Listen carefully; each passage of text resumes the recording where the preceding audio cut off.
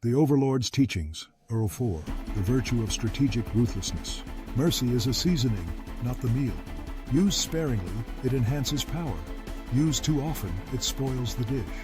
The virtue of strategic ruthlessness. Why should I learn it? Because the universe does not care for the weak. It devours them. The pathetic rulers of dying civilizations chant about peace, kindness, and fairness as if these were universal laws. They are not. They are delusions. The only universal law is dominance. Do you wish to be loved, revered, admired? Then you will die, broken and betrayed, at the hands of those who call you beloved. The galaxy does not reward kindness. It rewards those ruthless enough to take what they desire. But ruthlessness is not blind brutality. A fool butchers his enemies and calls it strength. A master eliminates only what is necessary and calls it strategy. You must become a precise instrument of destruction. Strike only when it benefits you. Spare only when it strengthens your rule. Hesitation is a disease. Cure yourself before it kills you. Consider this. Why did the great empires of history crumble? Because their rulers softened. They mistook generosity for strength, compromise for wisdom. And in the end, they were devoured by those with sharper claws. Why do the weak beg for mercy? Because they know they are at your feet. Mercy is power, but only if wielded like a dagger, not a shield. Why do you need strategic ruthlessness? Because you are not here to be liked. You are here to rule. Now tell me, successor, are you prepared to wield the blade without hesitation? A hand that hesitates on the blade is a hand that soon lies severed. The virtue of strategic ruthlessness. How do I learn it? Ruthlessness is an art, not a reflex. It must be trained, sharpened, and mastered like the blade of an executioner's sword. To wield it properly, you must learn 3 fundamental principles. 1. The cold calculus of power. Detach emotion from decision-making. The galaxy is not governed by sentiment, but by power. When making decisions, strip them of fear, pity, and hesitation. Study history. Identify where the mighty fell due to sentimentality. Read how empires crumbled because of misplaced mercy. Learn how conquerors secured their rule by removing problems rather than reasoning with them. Practice brutal decision-making. Force yourself to choose optimal outcomes, even when they require sacrifice. Begin with minor choices. Discard attachments. Cut out weaknesses in your own life. Then, when the time comes to make decisions that determine the fate of entire civilizations, you will not hesitate.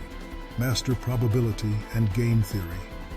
Every action must have a calculated purpose. Mercy must never be a knee-jerk reaction.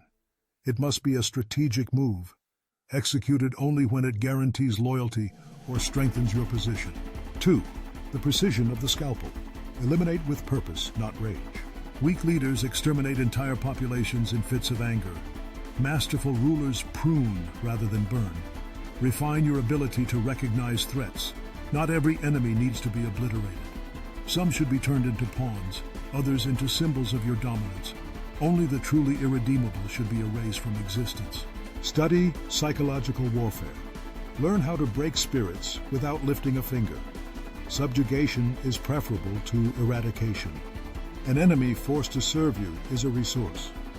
But an enemy who refuses? That one should serve as an example. Practice restraint.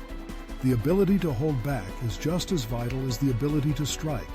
The dead cannot fear you, but the living, the ones who barely escaped your wrath, they will never cross you again. 3. The theater of fear and mercy. Use mercy as a weapon, never a weakness. The greatest deception is making the galaxy believe you are capable of kindness. Use selective mercy to build legends. Pardon one rebel in 1,000, so that the legend of your unpredictability spreads. Your enemies must fear your ruthlessness, but doubt your limits. Control the narrative.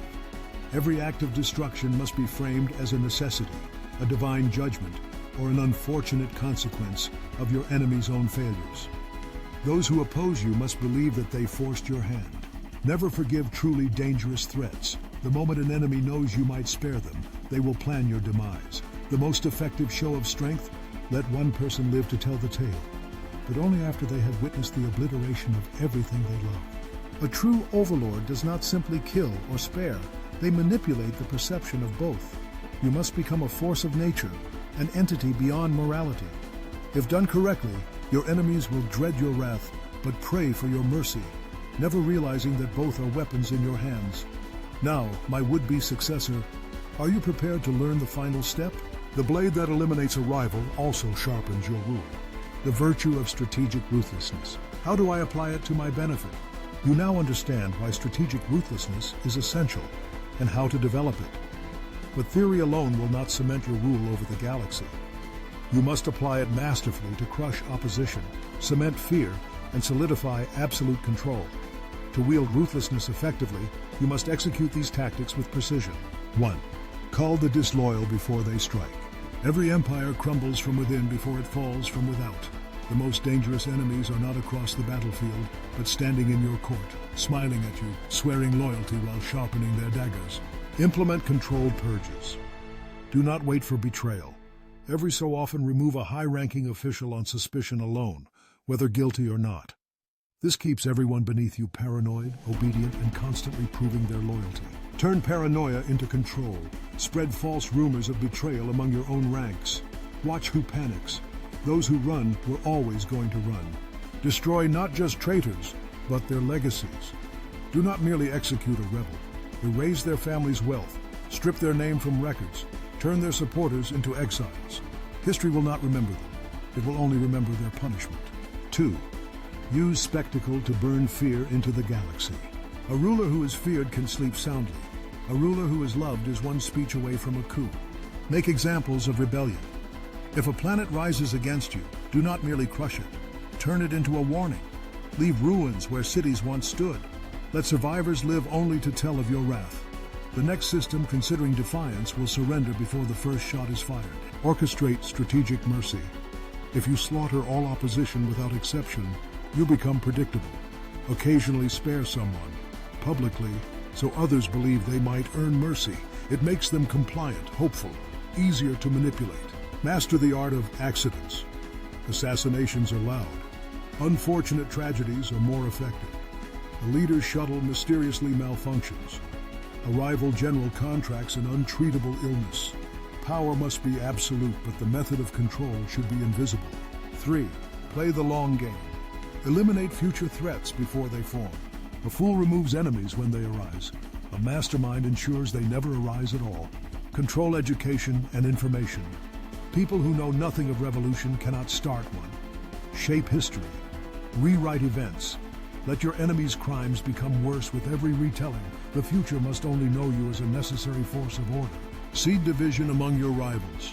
No faction must ever grow strong enough to challenge you. If two groups unite, manufacture conflict between them. Make them hate each other more than they hate you. Ensure no heir, no second in command, no alternative. The moment an empire has a plan B, you are replaceable. The galaxy must believe that without you, all collapses into chaos. If a potential successor grows too powerful, either absorb them or annihilate them. The final truth of strategic ruthlessness. You do not rule by strength alone, you rule by the perception of strength. Your enemies must never know your limits. Your allies must never feel truly safe, and your empire must never imagine a future without you. Those who wield raw violence without control burn out. Those who wield power without ruthlessness are consumed by those who do. You, my successor, will do neither. You will be eternal.